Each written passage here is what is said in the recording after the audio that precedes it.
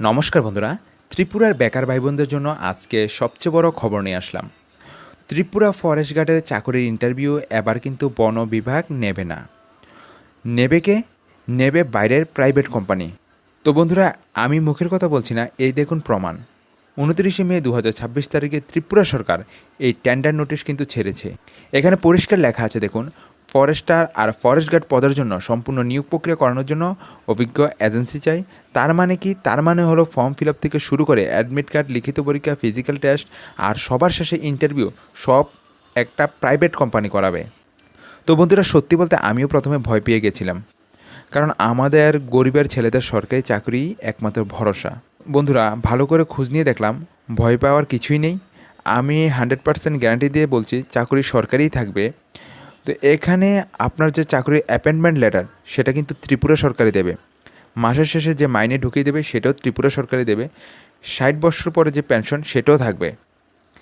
আপনি সরকারি কর্মচারী হিসেবে গণ্য হবেন। তাহলে প্রাইভেট কোম্পানি কী করবে? শুধু পরীক্ষা নেওয়ার কাজটা করবে। যেমন ধরুন টিসিএস বা অ্যাপটেক কোম্পানি আছে না, ওরা বড় বড় পরীক্ষা নেয়, তেমনই ওরও নেবে। এতে লাভ কী হবে শুনুন। পরীক্ষা নকল হবে না, রেজাল্ট 1-2 দিনের মধ্যে কিন্তু পেয়ে যেতে পারেন। প্লাস ইন্টারভিউর ভিডিও হবে। এই যে আমরা ইন্টারভিউ দেব, এটা কিন্তু ভিডিও করা হবে। আর যে যোগ্য সেই চাকরি পাবে। এবার আসল কথা, এই টেন্ডার জমা দেওয়ার শেষ তারিখ হলো 4 জুন 2026 বিকাল 3টা পর্যন্ত। তার মানে জুন মাসের মধ্যে সরকার একটা কোম্পানিকে এই কাজটা কিন্তু দিয়ে দেবে। তারপর সেই কোম্পানি 15 থেকে 20 দিনের মধ্যে ফর্মটা কিন্তু, যে অ্যাডমিট কার্ড, এগুলি কিন্তু ছাড়বে।